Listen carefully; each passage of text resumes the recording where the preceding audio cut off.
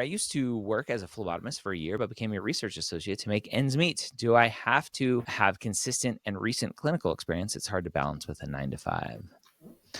This comes up all the time, Christine, of students who, for one reason or another, have some clinical experience and then stop that clinical experience and focus on something else.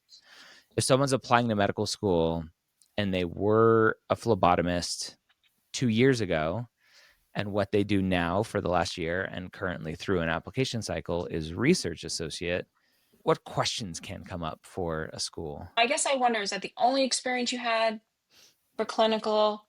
If it's not, maybe it won't matter. It is hard to balance, and I'm never going to advise you to not make ends meet and rent and food and things like that. Absolutely not. It's not what we're here to do. Do you need to have consistent and recent clinical appearance?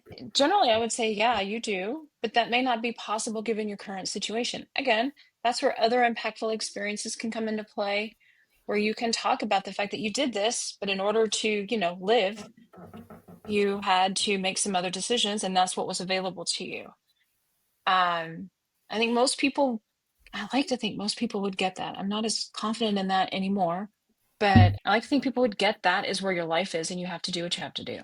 Yeah. If you have an opportunity one day a month to volunteer somewhere in a clinic, then Yep. do it.